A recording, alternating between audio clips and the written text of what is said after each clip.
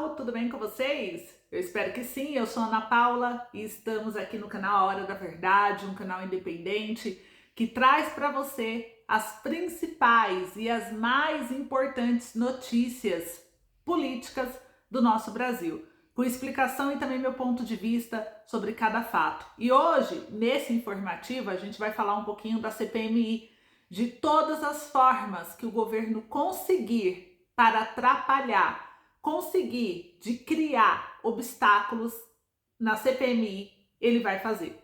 Hoje talvez é um dos dias mais importantes da CPMI, porque a causa da CPMI, né, aqui o Gonçalves Dias, mais conhecido como G. Dias ou Sombra do Lula, ele vai ser ouvido hoje na CPMI, enfim, a gente vai estar acompanhando cada passo dessa oitiva e a gente vai trazer muito conteúdo sobre isso para vocês, não tenham dúvidas.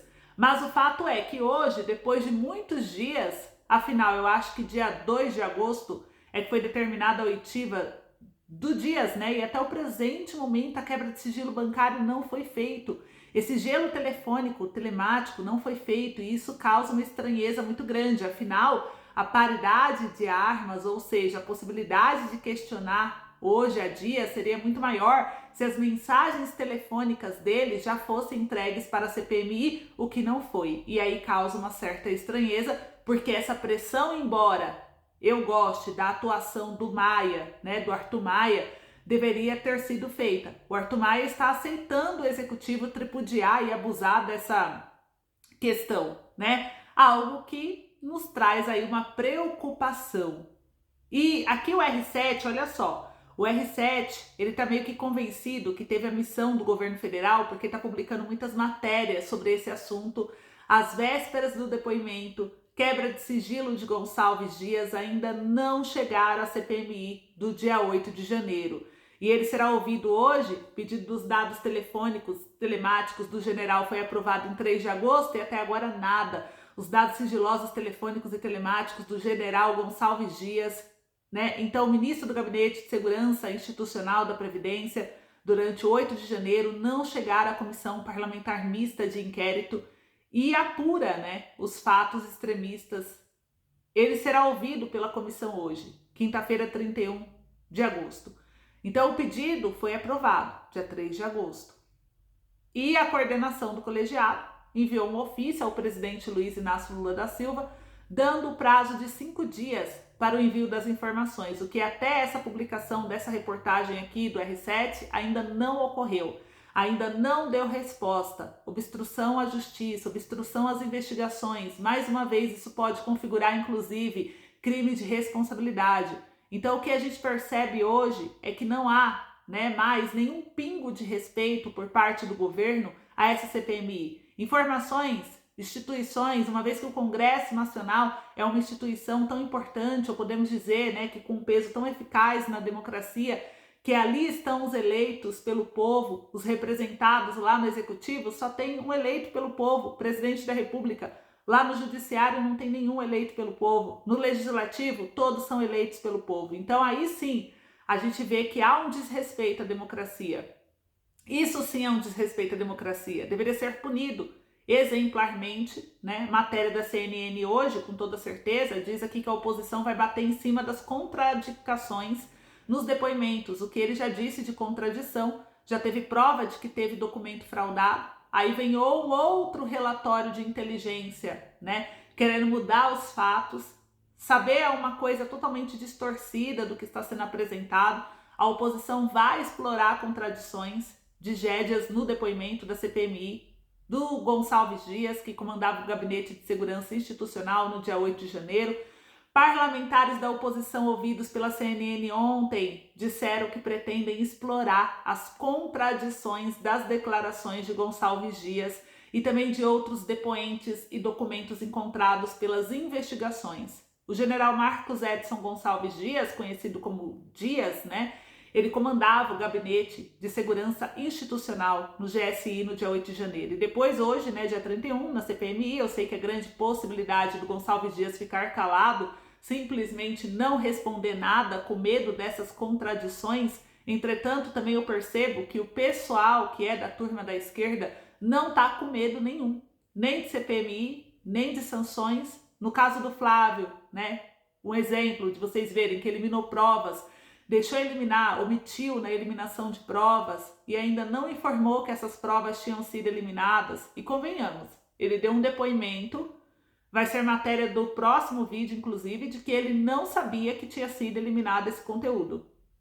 Essa carrocinha, né, que é meio difícil, ele como ministro da Justiça, que foi cobrado pelas imagens, só descobriu agora que essas imagens foram delatadas. Muita coisa errada nessa história, né, gente? Era caso de pedido de prisão imediatamente. Haja visto que você percebe no coronel, né, você percebe nos demais que foram presos. Então, se fosse uma justiça célere, se a justiça realmente fosse uma justiça imparcial, tinha mandato de prisão, seria emitido com certeza.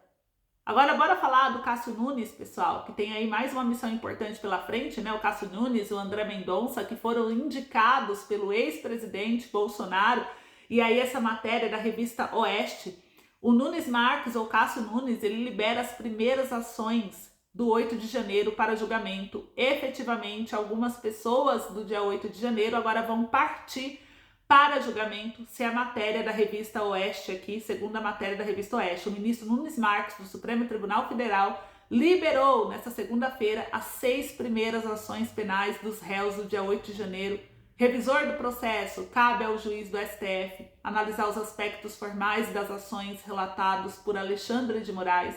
Agora caberá ao presidente do STF, Rosa Weber, marcar para a data inicial a análise dos casos no plenário entre os réus que serão julgados. Estão Aécio Costa Pereira, João Lucas Vale, Rodrigues, são executores, né, dos atos e tem denúncia grave aí pelos atos que a gente precisa entender qual é o papel do relator. O relator inicialmente ele vai analisar também as questões formais do processo. É o STF competente para julgar esse caso ou é a Justiça Federal Comum?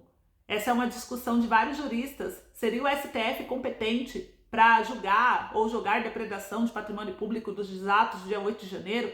É bem provável que não, mas isso é minha visão, é minha posição.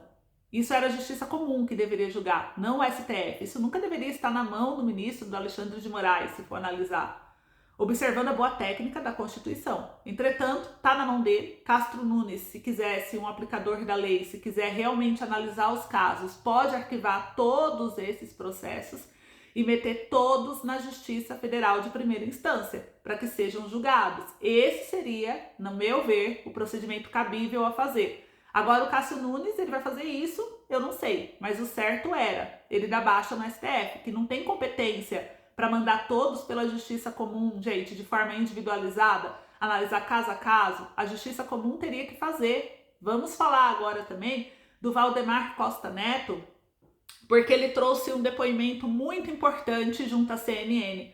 O Bolsonaro vai recorrer fora do país contra inelegibilidade, diz presidente do PL à CNN. O advogado da legenda, Marcelo Bessa, está pronto para ingressar com uma ação internacional contra a decisão que deixou o Bolsonaro inelegível.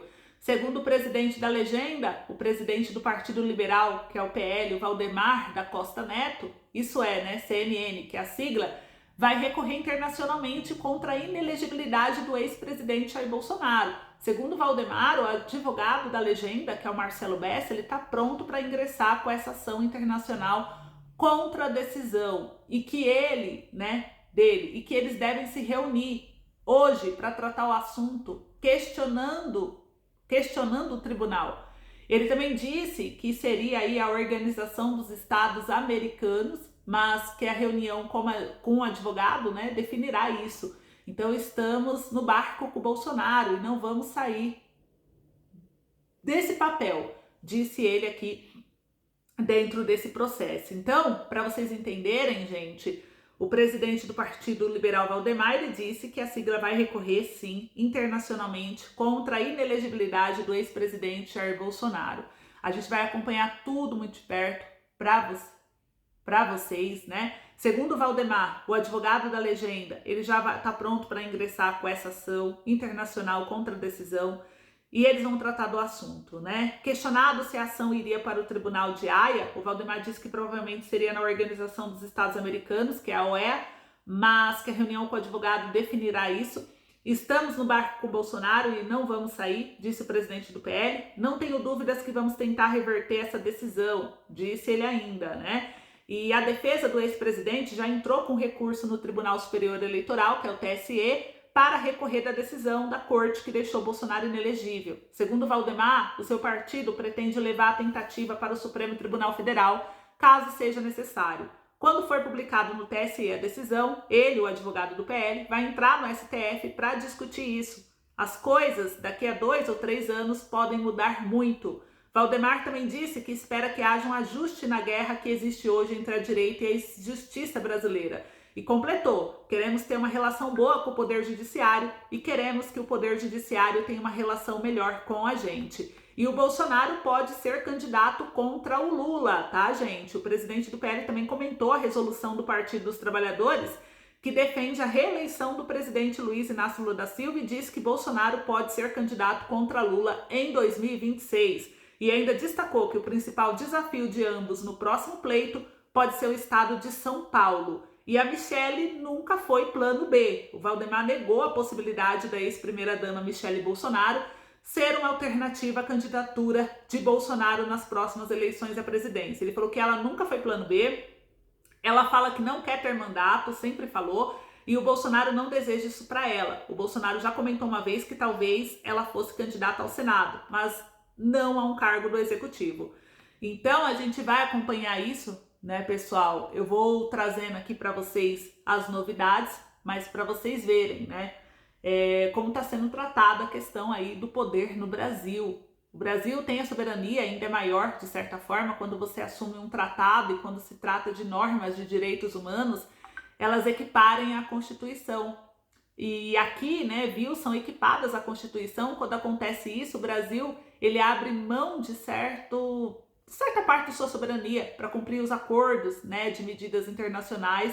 O que eu tô falando, tendo em vista o Lula, que a gente conhece hoje, né? O Lula que tá aí e não tá nem aí para olhar, ele tá muito mais preocupado com o BRICS e muito mais preocupado com estados islâmicos e ditatoriais juntos a ele, fica o tempo todo falando e você esperando besteiras aí nas redes sociais, em entrevistas, causando um distanciamento do Brasil do que ele chama de neocolonial, né, americano. Sabe que é uma coisa meio complicada que a gente começa a perceber do Lula. Então, assim, pode até haver uma decisão internacional. Vai dar mais força para a narrativa de perseguição, mas vai ser cumprida aqui pelo STF, né, pelo Lula.